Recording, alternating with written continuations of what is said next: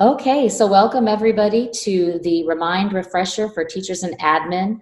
Remind is our messaging service that we have in the Palmdale School District, available to all teachers and staff.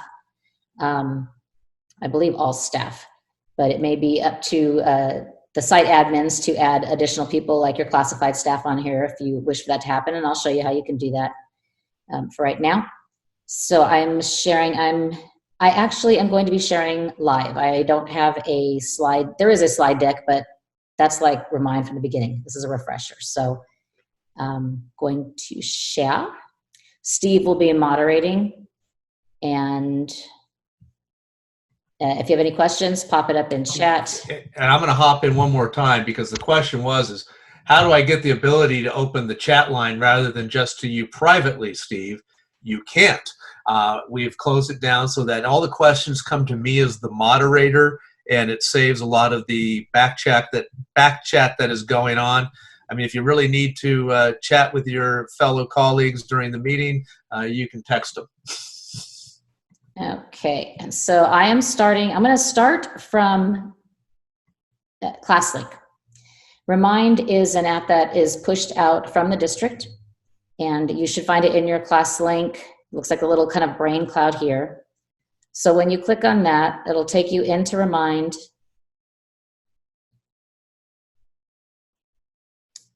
Okay, here we go. So this is kind of the home page here where you land. And again, remember, my screen is going to be a little bit different than yours. I'm going to move the little Zoom screen out of my way.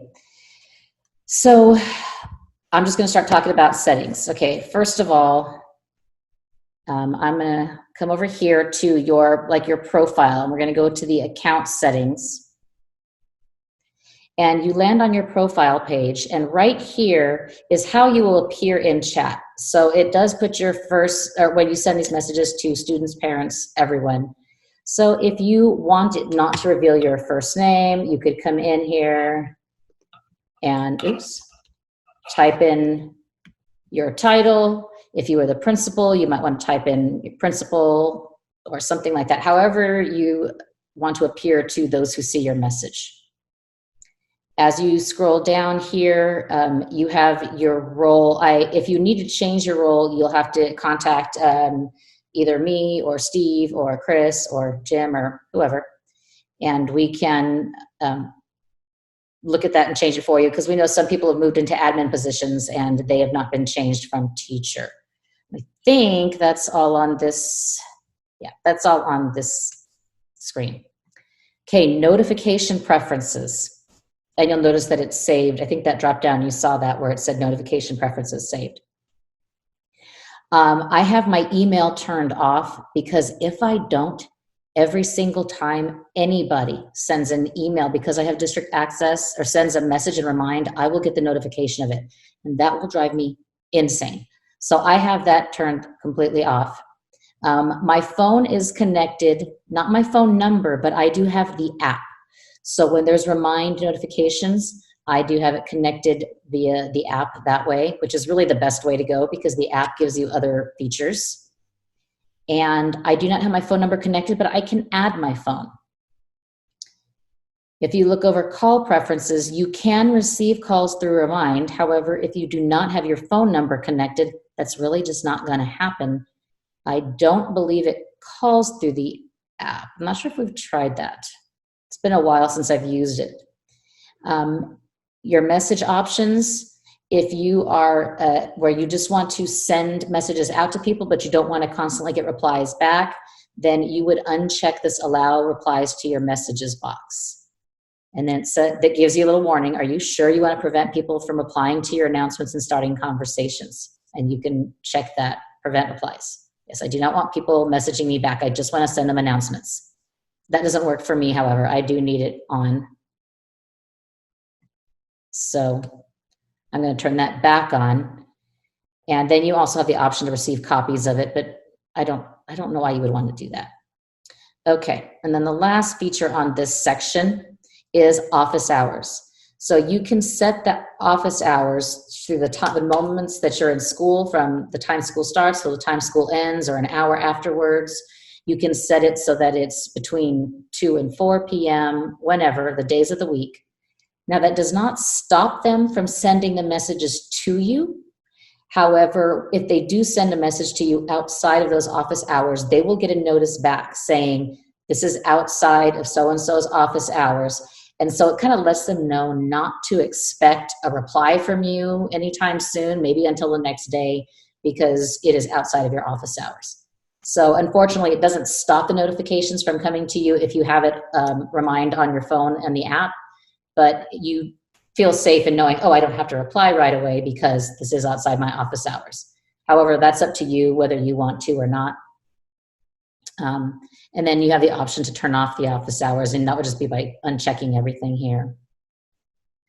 So I think that's under notification preferences.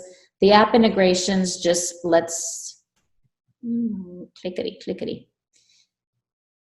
App integrations.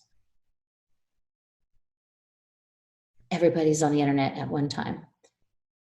This just lets you know what apps work with Remind. For example, Schoology, which I don't think we have in our district, Google Classroom, Google Drive. Okay, that one's not loading, so I'm just gonna let that one do its thing and go back. It looks like I'm having internet issues. Hopefully you can still hear me, because when it did this last time, I kind of lost connection. Steve, can everybody still hear me? Can you hear me? Yeah, I still hear you. Okay. Wynn has a thumbs up. I saw some thumbs up. They're using their thumbs up tool, which is awesome. So yes, we can still hear you. Okay, groovy. And while I have you here, it may be something that they've jumped the gun on it because, you know, I'm multitasking and trying to monitor this at the same time. Question was, will it come to us in our office hours? Oh, you did just answer that. And the answer is? It will still come to you, whether it's in your office hours or it'll come when they send it. So if a parent sends you a message at 7 o'clock at night and you have the app, let's say on your phone, the Remind app on your phone's gonna light up and say, have their question. But on the parent's end, it will notify them that this is outside your office hours. And so you can look at it, go, and go right back to watching your telenovela or whatever you're watching. All right. And since I have you on here, you haven't talked about phone calls yet, have you? No, not yet. No. So except for that you need to have your phone connected in order you have to have your phone that. connected, and they will not see your cell phone number. Right. I'm going to talk about that in calls when I get to that part. Great. Okay. And yeah, Steve and I know this because we tried it out with each other. So I'm going to come over to, now if you look at your overview that shows up here, there's also a tab that says settings. So I'm going to click on that settings. And at default class settings, there's a couple of things that are on here. And again, I apologize because since I have this version, I don't know if everybody sees this default class settings or not. Steve can't check because he has the same permissions as I do. But something that might be important here is the participant messaging. If possible, I would recommend that you do not allow participants to message each other in the class. It's just another can of worms you don't want to open regarding privacy and having people connect to each other. Not that students would be really connected in Remind, although I've been to some places where they have been. So, and I'll talk about how you can look at your people settings as well.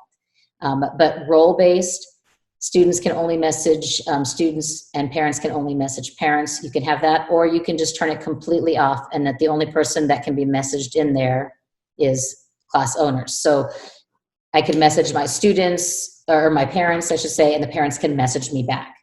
The way Remind is set up when you originally set up your account is that you will not privately message anyone under the age of 13, and there was a box to check.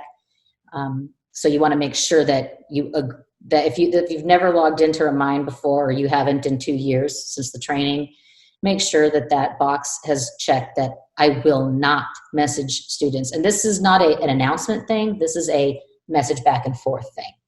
Okay, so you don't want to do that. But you can send announcements to your students. If you have 12-year-olds for some strange reason that are connected because their parents gave them the fanciest new iPhone or whatever, you can send them messages. The kids cannot reply back. it's because it's just be announcements. So I'm going to hit save since I changed something there. Okay, so now I'm going to come back to overview. And again, mine may look a little bit different than yours. Coming into messages. So any announcements will come through here, any conversations that you have. Now, Remind deletes nothing. You can archive stuff, but you can't delete anything. So I can actually go back to when I had my private Remind account before we got the district license, and somewhere way back in, I can't even tell you how far back, I can keep scrolling and scrolling forever in there. They don't get rid of anything. And that's for your protection as well as for the families who use this. To send a message again, click on the little pencil.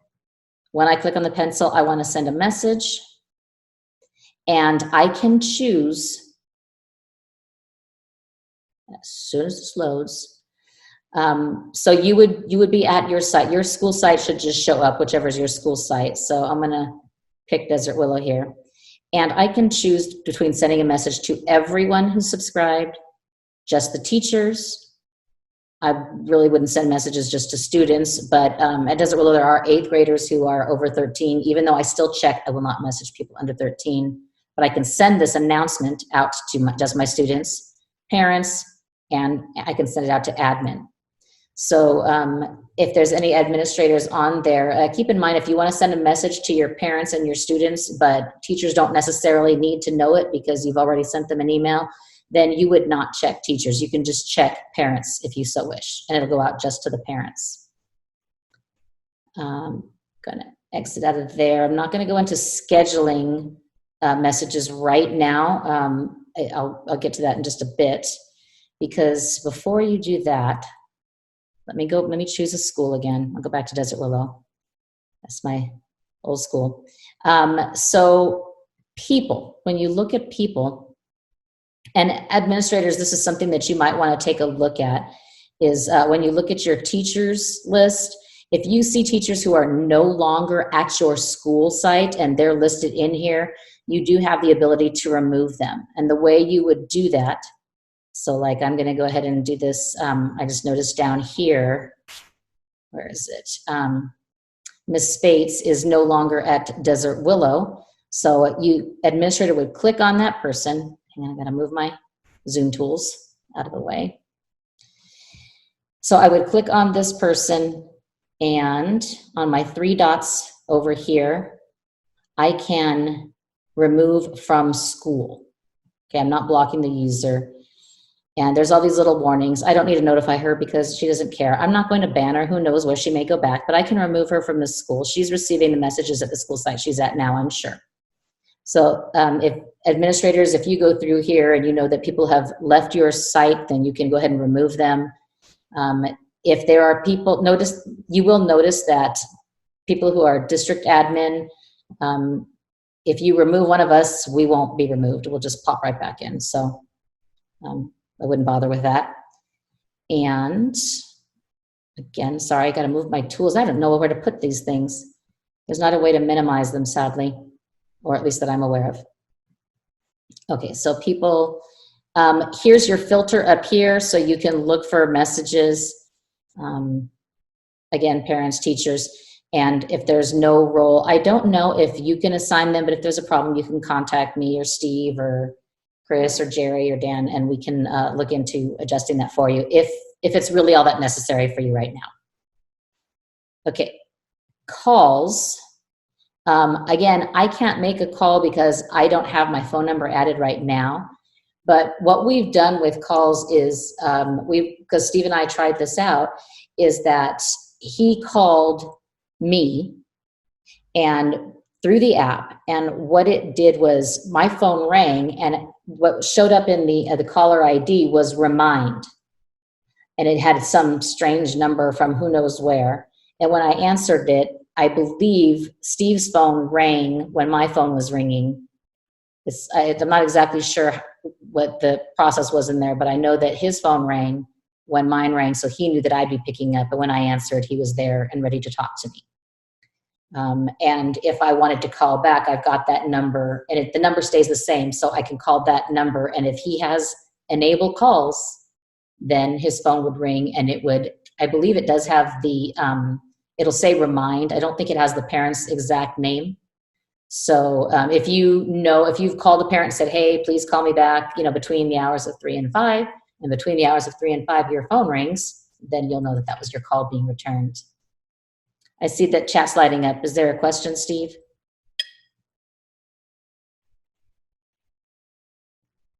There's quite a few questions. Okay. And I actually have a document that I've opened, and that's why I couldn't see that where my unmute button was. So Kelly asked right away if she missed this or not, but can you set phone calls for work hours? I think you just answered that, right? So that it is not going all night long. Right. So I know the messages will come through no matter what time, but I don't believe that the phone calls go through. I'm not sure if we've tested that one out.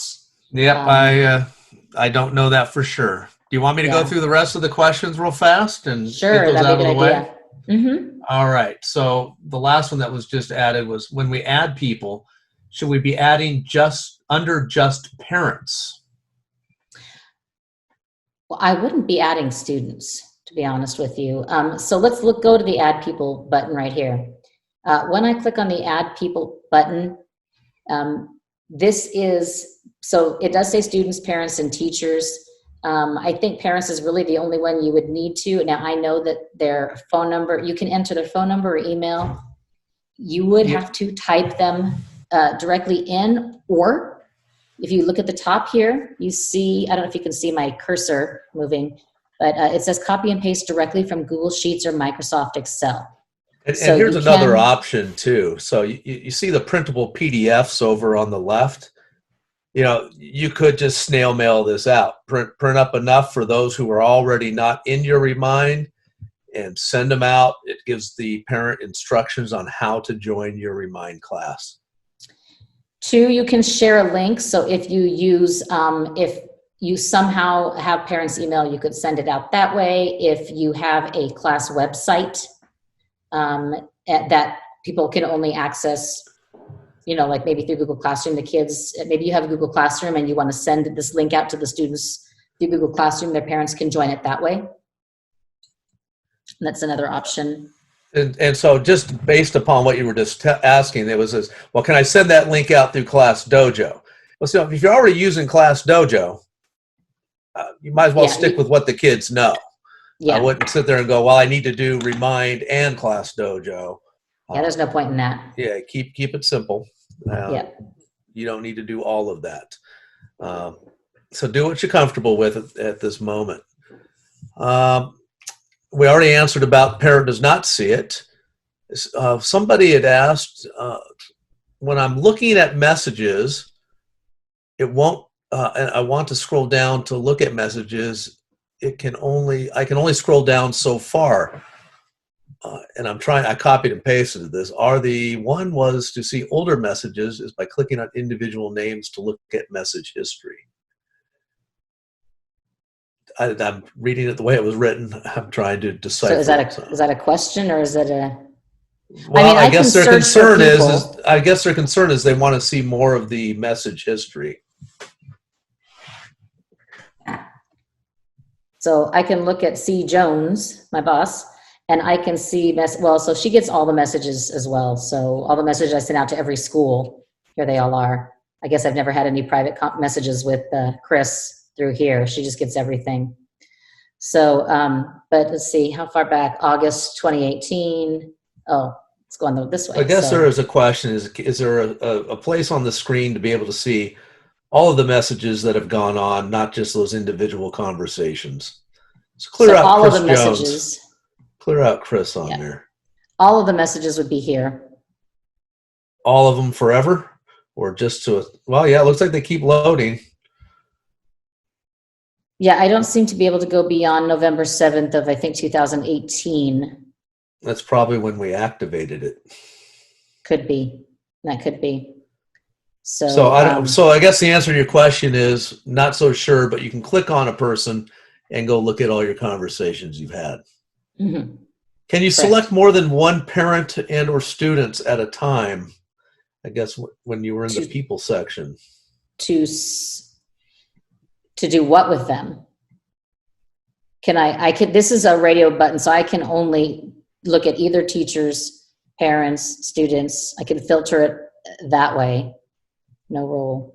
Oh, okay. So yeah, by filtering, I guess you can filter it that They way. used to have everybody, but now you have to kind of filter. Okay. So it doesn't show everybody all at once now. But if you were in teachers and all of a sudden you saw that there's something that's inappropriate there. And I think that, not that you would have this problem, but I know in the past there have been numbers that maybe were given incorrectly and the person who received the message did not respond so kindly. So the teacher had to message remind and say, hey, this parent is using inappropriate language, or this person on this number, and Remind was able to remove the account. And unfortunately, that was the only number they had for that parent. So I don't know if their phone number changed or what, but you do what you can with what you can. We still have more questions unless you want to keep going. You want me to keep asking? Sure. All right. When adding parents using email or phone numbers or phone neither exists, then what? Out of luck. Yeah. I mean, they're supposed to have a phone number or an email. Now, remember that they still have the option to opt in. So I can add a whole list of parents. And when I send my first, so let's say I entered, 5 or 6 parents here and I add people. And then I go to send my message out. I create a message, an announcement. I'm going to choose, I'll choose Millen. And on Millen, I don't want to send it to everybody. I want to send it to just parents. And I want to continue. Don't worry, it's not going to send anything because I haven't sent anything yet. Continue. Okay, and I type my message. If parents are receiving the message for the very first time, what comes up first is hey, this is the Remind messaging system, and this is a teacher. And if you want to opt out or to continue with this or to get this message, reply yes. And then I believe it asks them to type their name or how they want to be notified, and so that they can recognize that number.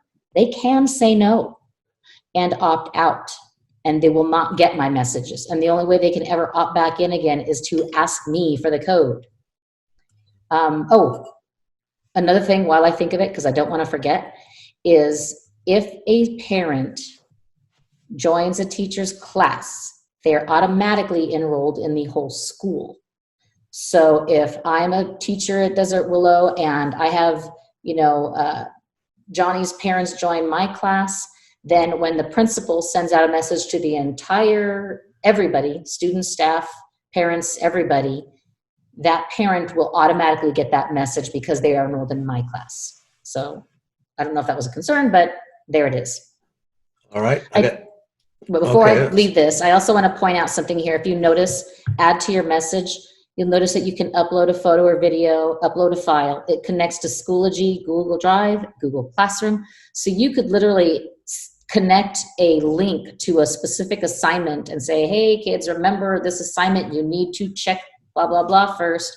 And you can right. If it's a student that's receiving that, if a student's receiving that. True. Because it's linked to their Google account. And nothing wrong with the parent knowing what's going on the assignments in their kids' class. So they'll still get the link and the parents can say, what is this about a math assignment? There's SurveyMonkey and Flipgrid. Flipgrid's a fun thing. So you'll be sure to ask us about Flipgrid some other time, not today. But I'm going to do a pop-up training on Flipgrid when all this calms down. Sweet. Okay, so, and then I'll just point out that there is a translate feature, so you can type your message, and, but when you hit, just so you know, when you type your message, unless they've changed this, copy the whole message and Control-C copy, because when you hit translate, so if I type in hello, when I hit translate, it's going to, no, I gotta choose my language, hang on. So let me just go to Spanish. It's automatically going to change it, and then the English is no longer there. So I would want to go back and, repaste. Oops. I guess that's the last thing I copied. I highlighted. I didn't actually copy like I just said to do. But when you type your message, copy it first, and then you can hit translate, then you can drop your English translation in there. Keep in mind that it does use Google Translate, and Google Translate is a really good tool for us to use, but it's not 100% accurate. So if you are a native Spanish speaker or native speaker of the language you're trying to translate to, you might want to check it over. But parents will understand and appreciate the effort if you're trying to give them the information in their language. You can also schedule when you want to send the message. So we talked about this at the beginning of the year with the calendar. Well, things are different now, but with the calendar, you could schedule your back to school night messages and remind. You could schedule your parent conference messages and remind, that kind of a thing. I'm going to X out of this, and I'm going to go back because I don't want to send it. I'm going to just click the whole X. Yes, I'm going to discard because everybody at Millen does not need my messages. Okay, you were going to ask something else, Steve? Yeah, there were several more questions in here. Let's see so let's go back to the parents will be notified. Will you get notified as the teacher that they opted out? No, but you won't. They won't be on your list. There you go. So when you have your people list, if you go to your parents and they opt out, then they won't show up on your list. So let me see. What says, if you enter from a spreadsheet, can the list be printed from IC with parent name and household number? I don't know. I think probably, and this will also answer Martin's question about, can I walk you through on getting a spreadsheet from IC to cut and paste or whatever else? Your secretary probably knows how to pull out reports from IC really well. I would have to research that, just probably like you would do, but try clicking on the reports section of IC and see what it does. I don't pull reports very often, if hardly ever, in IC. But if it's still something you're really interested in, we can investigate it, but not during this meeting. It's recommended that we do not send messages to students, correct? You can send announcements.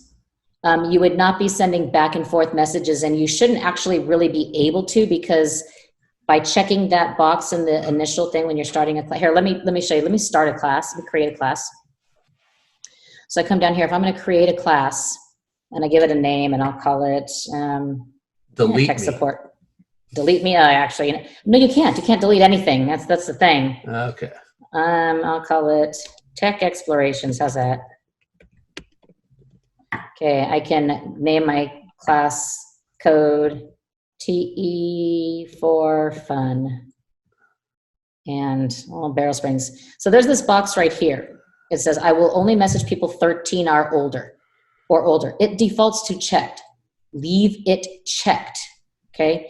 You're only going to message them. Now, you can send announcements, but you can't back and forth with them. So if you want to back and forth with your students as far as, but what if they have a question about the assignment? I would leave that to like Google Classroom. They can message you on the assignment, and they can say, how am I supposed to do this? And that stays in Google Classroom. That would be the best place to do that. And then you can create your class. Oh, I have to give a class name. What happened to my class name? It disappeared. Either way, she's right. It's good to keep yourself covered and not to start having those private conversations at all with the students. Keep that kind of professional distance would be wonderful. Can you block a parent? Okay, Can you block anybody who's signed up? I believe I think you have to remove them. So I'm in parents right here. So let me choose, this is my list of parents at this particular site. So if I come here, hang on a second, I'm gonna move my tools again. And I go to, yes, I can, look at that, block user. There you go. Awesome. So, yep, I can block user. And now again, that's my settings. So as a teacher, when you click on the person's name, so whoever you click on, when you click on their name and come over here, see what's available to you. I don't know that you will have all the options I do. But I think you do have this add to a class option. So like for example, you might have classes If you're a middle school teacher, you have first period, second period, third period. You might have a parent who signed up for your third period class, which is sixth grade, but they're actually an eighth grade parent and their child is in your first period class. So I think you can move them. I think you do have the ability to move them there. All right. So will teachers receive the school-wide messages too? And I would say that's if you've signed up for Remind and have joined your school's group. Right. So yeah. Well, I think that you're already in the schools group, and if you have the Remind app and your principal sends a message, you should be getting it anyway. Right now, Remind only has it for, it's not all staff, it's teachers. So some of the sites that I've been to, the principals have created classes, because if you have a group, you can only have 10 people in it, like a group. So they've created a class and they've called it all staff, certificated, classified, and then everybody on staff gets put in as a teacher. So here's why it was important. If there was a lockdown situation, well, it's great that you notify the certificated staff, hey, we're in lockdown. But the people who are locking the doors are some of the classified staff, and they need to know, hey, this is a serious lockdown situation. We need to lock things. And they won't get notified unless they are in maybe some kind of class listed as a teacher, but you could call it classified. And then when you send the message out to classified, or maybe you have an all staff, maybe you have several classes, all staff, certificated, classified, and then you can differentiate that way as far as who gets your messages and who needs it. Okay, so I think I have one more, and I think I've covered most of what was in here so far. Okay. And then I'll address one other one from Kastner in a second. So when adding parent names, can we just put in the student names instead so we know whose parent it is? Well, okay. So this is an issue, isn't it? It is an issue, and while I have, so let me show you how that works. So on people, I'm on parents. And let's just pick this parent right here, okay? You see where it says family member and it says connect a child? As far as I'm aware, if nothing has changed, when you click on this, it only connects a child who is connected via the app or a phone number or something. That's not helpful. But over here, when you click on the parent, add private note, you could write down, Jeremy's mom. Okay, so then I'll leave it there. Remind me to change that later so it doesn't mess anybody up. Write a note to myself, gravy. Yeah, take it out now. But if I go through and I save this, then when I click on the parent's name, this will be here, but it doesn't show up here, unfortunately. Now, what a lot of parents do is, you see this one right here? Sometimes the parents will put their name and they'll say so-and-so's mom. Let's see if anybody did this right here. So this parent right here, this is what they put as their name. Maybe when they received the first message and it asked, how do you want to be known as on this messaging system? They might have typed this in as their name so that the teacher would know who that parent was. So that's an option. I'm going to delete this because I don't want to mess up anybody's stuff right there. So the last question then, so I guess the answer to that is put them in as parents, don't invite the students. I still think probably one of your best ways to do this, if you haven't used it for any messaging service, is to click on parents and then download that PDF and get it mailed out. If you can get somebody through the district or your site, and I know I'm saying, hey, our secretary is not available, but someone might be that can print up a label for you, get some envelopes, and throw it through district mail if possible. I'm not saying it's a hoop that's going to be easy, but it can be done. And you can get them signed up that way in the next couple days. Because people have said, hey, our middle school teachers would like to know if there's a way to cut and paste quickly since we have 175 students. Again, I think if you can find a way to do a mailing, it'd probably be easier if you can do that. I'm not going to say that there's an easy way to do it. They do have the option to copy and paste directly from Google Sheets or Excel. So if they do have that information in a Google Sheet or an Excel, they could do it. If they're grabbing it from Infinite Campus, no, I would just start. And I'd have to look at Infinite Campus to figure that out. Yeah. And I think that is it. Let me, I'm sorry, Rosemary. IC is Infinite Campus.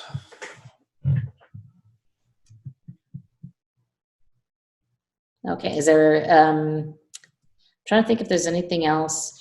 Just to kind of let you know the things that remind us. Remember, you can send messages. We would encourage teachers right now, if they're using Remind, if this is what they use, to send out those community building type messages. You know, hey, just want to let you guys know I'm thinking about you, and I want you to stay safe. I miss my students, and here's I don't know, maybe a happy video of, maybe not your students or anything like that, but maybe you have a collection or a slide deck of some student work or something that here's what we did right before the break, and who knows, just to connect and say, hey, I miss you and we're thinking about you, and you know, let us know how we can assist you in getting the information that you need. Maybe send out some of those links, which I'm going to talk about before we head out of here too. So any other questions? No. Not that I'm seeing right now. I'm actually investigating IC as we speak. Great. Okay, so last thing I want to mention then right here is while we are recording this session, the captions will be added later on, and Steve will be uploading that to our website.